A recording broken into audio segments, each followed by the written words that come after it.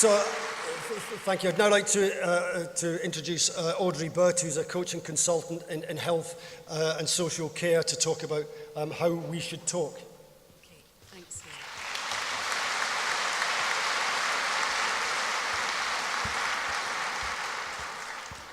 I always have to move the mics down. It's not easy being this wee. Thanks very much, Ian, for a really useful introduction to give us a sense. And we've all been trying to make sense of this time, but to give us a sense of, what is it we need to be doing now? How do we, and my brief today is to think about how do we want to talk about independence? How do we build those bridges through communication? So I've got 3 key messages for you. Be the change you want to see in the country.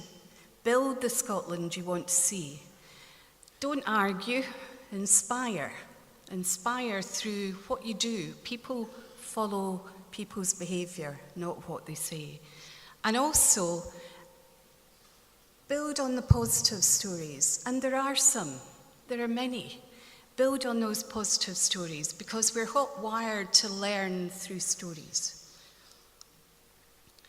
So I thought this quote kind of said it all when I saw it. And yesterday I was getting my hair done because I am that vain and thought I'm standing in front of you all and I kind of want my hair to be nice. I'm a bit embarrassed to have to use my walking stick, but so my hair can be nice. And I was chatting to the hairdresser and I told her what I was doing, these kind of conversations you have with hairdressers. And she said to me, oh yeah, I voted no last time. She said, because, they came to the door and I don't know who they were. I don't know if they were for yes or no. I just remember that they told me what to vote. Now, I wanted to know why they were voting. What they were voting. I didn't want anybody to tell me what I had to do, because I don't like being told what to do. And I thought, in that story, she kind of had it, she got the nub of it, that we thought we were communicating, but actually we're just talking. Stephen Covey has a quote where he says, seek first to understand and then to be understood. And that's probably where we fell down last time. So, but we can all do that, and we will do that in many ways in our ordinary lives. And I know this one's kind of tempting, when the Brexit vote, Donald Trump, the last election, oh my goodness, are you just going to admit you were wrong now? But, we don't build change through arguments. We don't build change by telling people what to do. We don't build change by saying, I was right all the time and you were wrong. We build it through listening. When I did counselling and coaching training, I always remember the phrase that was used, you've got 2 ears and 1 mouth. Use them in that proportion. It's wise advice. So if you notice, they're shifting the proportion just check yourself a wee bit. And if you're like me, it's when you get excited about things, in a good or a bad way. When I get really excited about things in a good way, I can say too much and not listen as much as I need to. So, anyone else been that person over the last few months? Hands up if you've been that person. I've had my head under the covers. I've had, I'm not watching the news anymore. I get the subscribe to the Daily Good online journal, I think it was called, and I'd really recommend it if you want cheered up, because there's a hell of a lot of good in this world, but we hardly hear anything about it. And there is a lot of good in our communities as well. I see it every day in my work that I do. So, you know, we are overwhelmed, and Ian's said this in his research as well. You know, we're overwhelmed by what is happening just now. So we don't need to bombard more people with facts and figures. We need to create the space for conversation and for dialogue. And, you know, many times, I mean, I've just given the example of my hairdresser. How many situations are we on where we can have those discussions with people, where we can create the space to have conversations, where we're not waiting, we're not just listening to speak to get our line in, we're not yes-butting, we're not just hoping they shut up soon so we can tell them how they're wrong. We're actually creating the conversations that will help people think about it.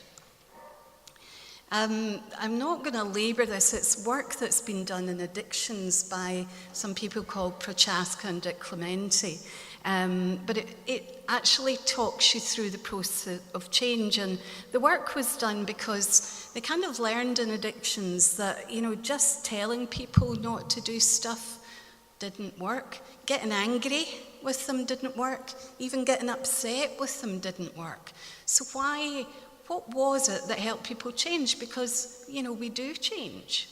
We do make different decisions. And I was on that trajectory of change during the last campaign for the independence referendum. You know, I was, probably for a fair bit of my life, a pre-contemplation person. I hadn't really thought about independence. Much of my family are in England. I didn't see the need for it, hadn't really thought about it.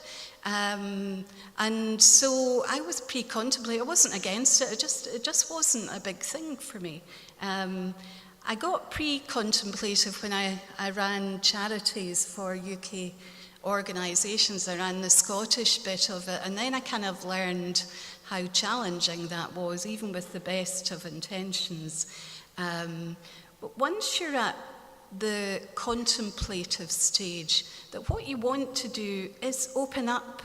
If you see that people are thinking about it now, they maybe weren't before, but they're really thinking about it, and they're not feeling overwhelmed, they've got that space in their head and their lives to think about it, just do a bit of gentle listening. Ask what matters to you. What's important to you now? And what could help you feel more comfortable about that? What is it that would reassure you around that? So you're not bombarding with information. But then once they move on to being ready to take action, that's when information is really, really important. So you can share your information, and that's the time that people will start to really want to engage. They might even start campaigning with you. And that's what I did at the stage in the campaign where I was really convinced that this is what I wanted. And actually I learned something about myself recently, that when I was diagnosed with a life-threatening illness, one of the things that went through my head was, damn, I don't want to die before Scotland's an independent country.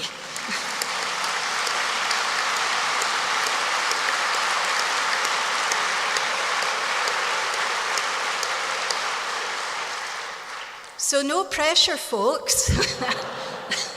I'm needing you to work hard on this one. But then I realised that this was in my soul, and it wasn't going anywhere. But for other people who've slipped back to know, and Ian's told us there are people like that, and you've probably met them, I have, that they'll have relapsed with the uncertainty maybe that Brexit's brought, or the kind of relentless negativity they hear about the government in Scotland by others that isn't countered properly in our media. So But what we know from this work is they're more quickly back round that circle. So you don't keep going round the circle. It's kind of like a spiral, and eventually you get to come out the other end of it where you're like me and it's in your soul. So, here's some of the things that I wanted to remind you of. But before we do that, what I'd like you to do is kind of think for a moment about what really matters to you. Alistair Gray reminded us that we should act as if we're in the early stages of a better nation. What would that better nation be to you?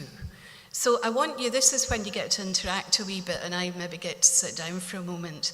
I want you to just close your eyes and think for a moment about what matters to you.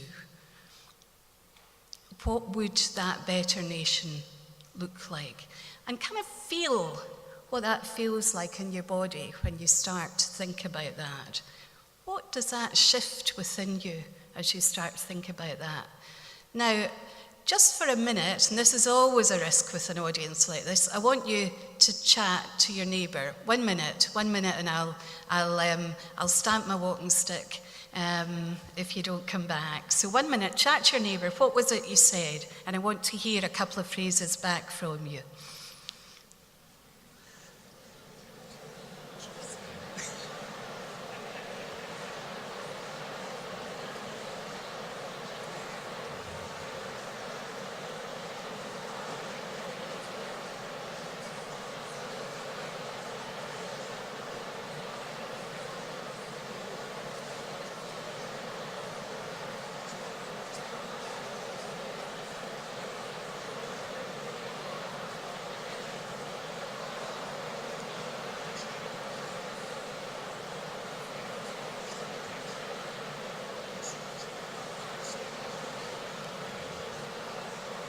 Okay, that's going to be the quickest minute of the day.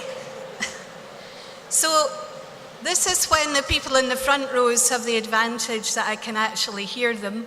We can't do roving mics for 2,000 people easily.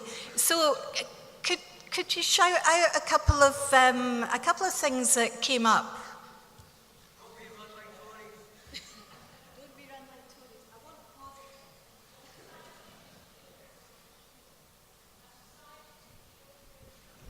A society that cares for people.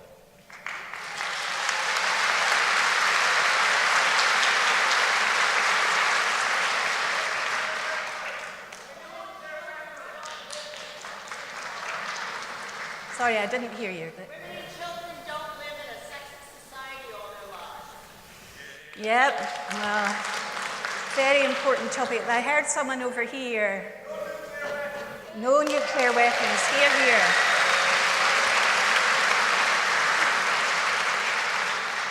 Children in Need's coming up soon, and I remember last year retweeting something I saw that said, how about we fund what children need and raise money for nuclear weapons if that's what people want?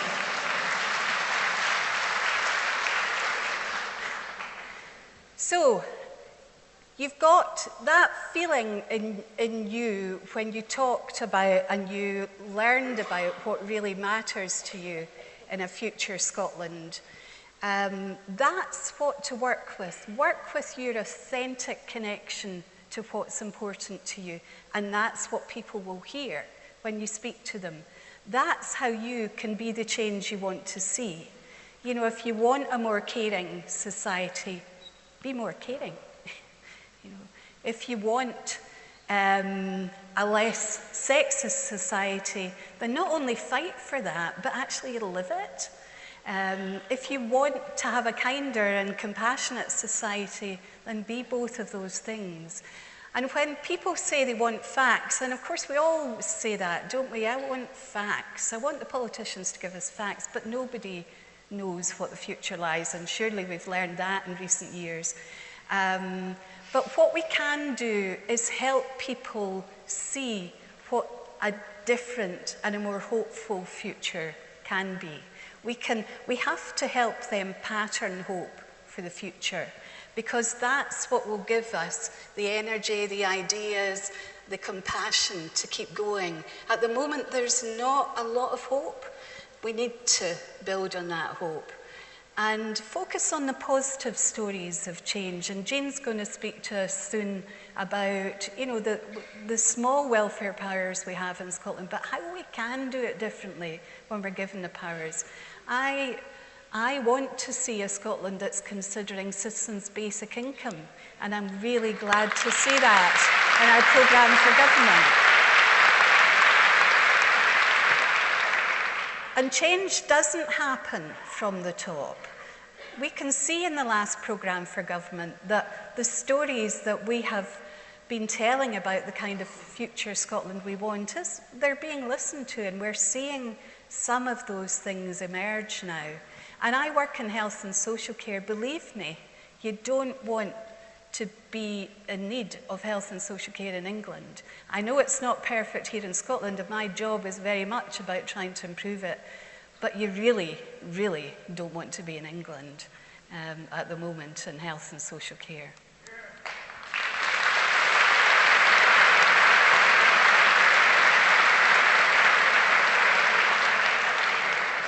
So I'm a dog lover, and it's just an excuse to have a dog's photo up there, let's be honest. But, you know, be the person your dog thinks you are. Be your best self in this. If you want to have that kinder, more compassionate Scotland, then be that. You know, do it in your day-to-day stuff. If you want to see more people connected and less lonely, then get out there and connect with people. The dogs give us unconditional positive regard. That's what they do. And in a way, if we're going to build a different future that is more caring, then it can't be about hating the people or arguing with the people who don't agree with us. It has to be about bringing them on board and helping us build collectively to a better future here in Scotland.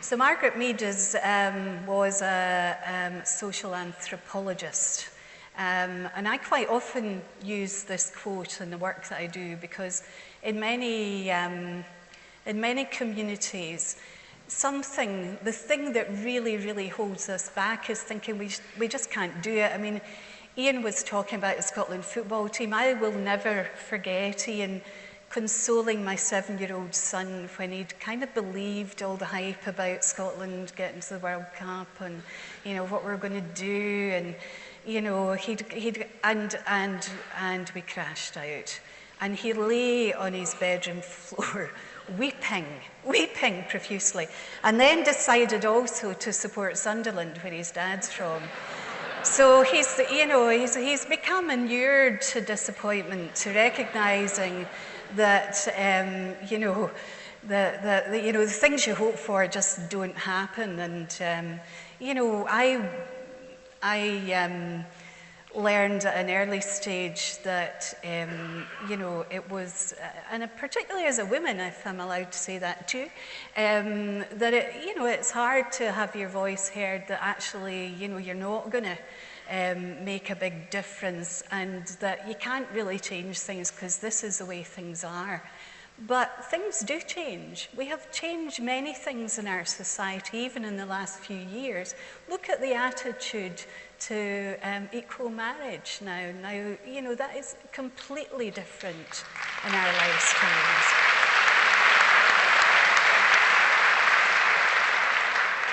We're very adaptable people. We're very adaptable species. That's why we're still here, although we're doing a good job at making that challenging.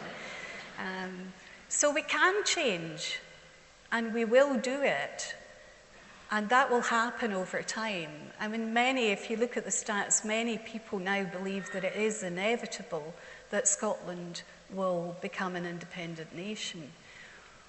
We can spend this next time, whenever that referendum does come, building the kind of Scotland we want to see. And we don't have to wait till we're independent to do things differently, to really develop the kind of society we want to see. And we won't do that sitting in our armchairs on Twitter, guilty as the rest of us for doing that. But we'll do that, being out and about, being talking to people, but more importantly, listening to people. We can make this happen. And it's, you know, there's nothing so heartwarming than being here and seeing all of you in these seats. And when I was walking through the foyer earlier and saw some of the Yes literature again, and that buzz and connecting with the people who gave me such hope, as well as shared my crushing disappointment, I felt that same inspiration again. And it's great to be here. Thanks so much to the Scottish Independence Convention for giving us this chance.